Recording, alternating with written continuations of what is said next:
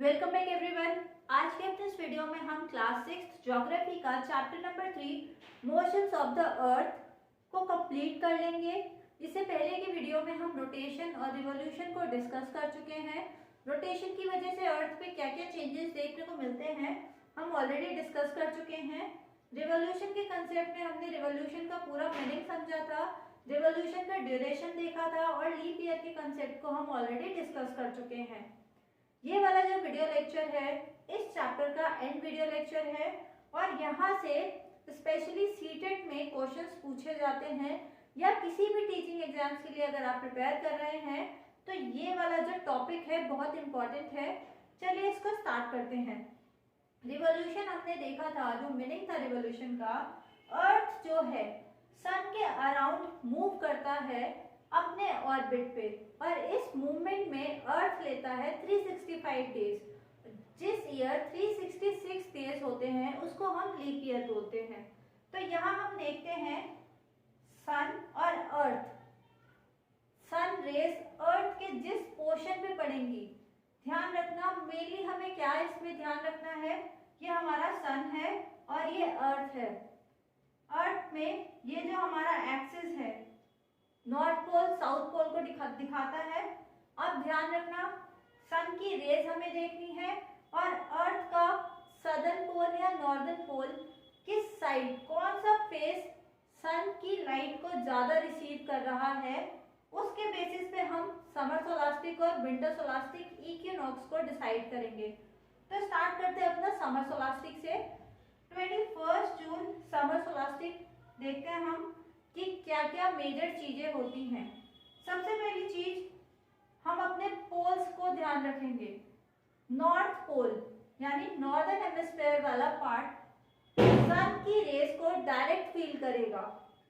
यहाँ पर क्या होगा, जो सन की जो रेस है डायरेक्टली इक्वेटर के ऊपर ट्रॉपिक ऑफ कैंसर जो है 23.5 डिग्री नॉर्थ लैटिट्यूड पर, ट्रॉपिक ऑफ कैंसर पर सन की रेस डायरेक्ट आएंगी। तो यहाँ नॉर्दर्न हेमिस्फीयर में समर्स होंगे, इसीलिए इसको समर सोलास्टिक बोला है।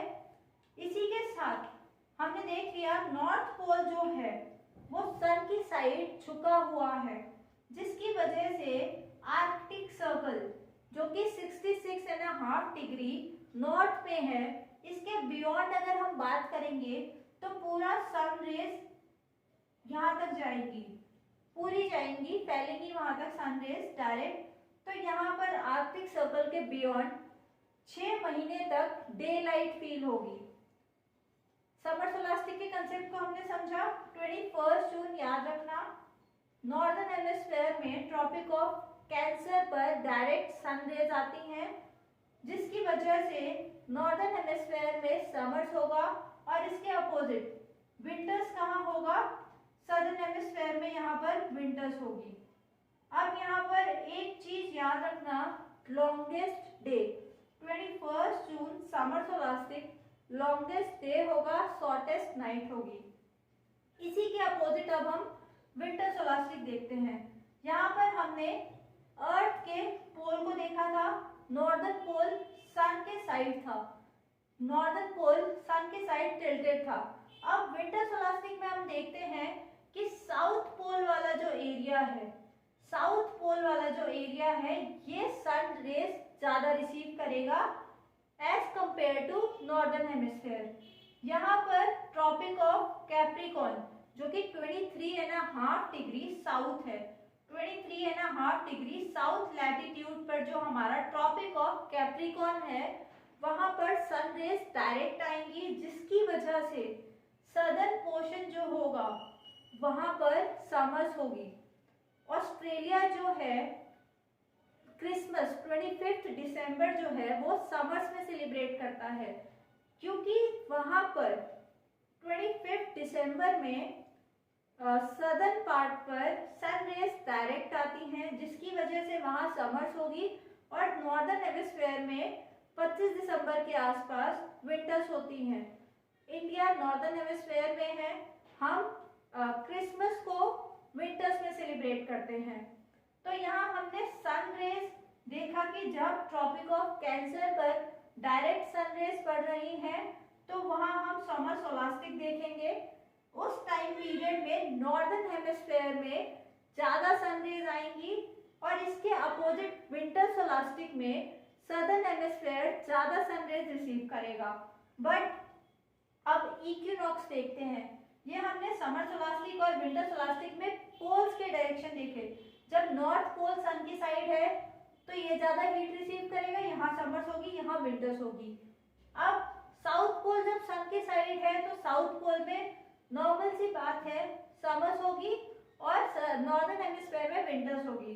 बट जब सन रेज किसी भी पोल्स पर डायरेक्ट ना पड़े, ना नॉर्थ पोल पे ना साउथ पोल पे, जब सन रेज कहीं पर भी किसी भी पोल्स पर डायरेक्ट ना पड़ के पूरी अर्थ जब सन रेज को रिसीव करेगी, मतलब कोई भी पोल जो है सन की साइड टिल्टेड नहीं होके पूरा जो सर्कल है वो सन फेस हो, यानी 21 मार्च और 23 सितंबर को हम इक्विनॉक्स मनाते हैं।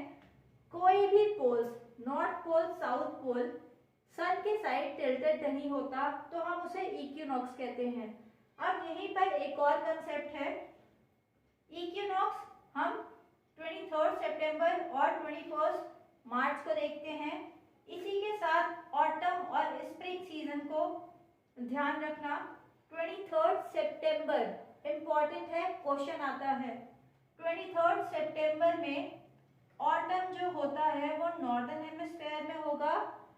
23 सितंबर में कहीं पर भी 23 सितंबर और 21 मार्च में किसी भी पोल्स पर सन रेज डायरेक्ट नहीं पड़ रही, तो इस वजह से ऑटम सीजन और स्प्रिंग सीजन आएगा। ऑटम सीजन 23 सितंबर नॉर्दर्न हेमिस्फेयर में होगा, स्प्रिंग सीजन यहाँ पर सदर्न हेमिस्फेयर में होगा। अब 21 मार्च की अगर बात करें तो इसके अपोजिट हो जाएगा।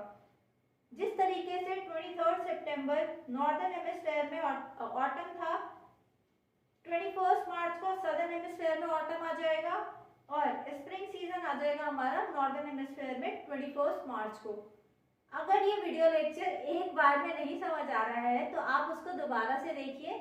यहाँ से क्वेश्चन पूछे जाते हैं, स्पेशली 23 सितंबर को क्या सेलिब्रेट किया जाता है, या इक्विनॉक्स, ऑटम, स्प्रिंग सीजन कौन से हेमिस्फेयर में होता है, यहाँ से मेनली क्वेश्चन पूछे जाते हैं। तो ये पूरा रिवॉल्यूशन की वजह से अर्थ पे हमें summer solstice, winter solstice, seasonal changes, northern hemisphere, southern hemisphere में समर, विंटर्स या स्प्रिंग सीजन, ऑटम सीजन देखने को मिलता है रिवॉल्यूशन की वजह से अर्थ पे। ये सब चीजें हमने डिस्कस की। यहाँ हमारा वीडियो लेक्चर होता है एंड। आपको मेनली ध्यान रखने हैं ये डेट्स और ऑटम सीजन, स्प्रिंग सीजन याद रखना। 23 सितंबर को नॉर्दर्न हेमिस्फेयर में ऑटम सीजन होता है, सदर्न हेमिस्फेयर में स्प्रिंग होता है। 21 मार्च में इसका अपोजिट हो जाता है, ऑटम होता है हमारा सदर्न हेमिस्फेयर में, स्प्रिंग होता है हमारा नॉर्दर्न हेमिस्फेयर में। और इक्विनॉक्स का मतलब होता है जब अर्थ के कोई पोल्स सन की साइड टिल्टेड ना हो। तो ये वीडियो लेक्चर इंपॉर्टेंट है। यहाँ एंड करते हैं इस वीडियो लेक्चर को। थैंक यू सो मच, मिलते हैं अपने नेक्स्ट वीडियो में।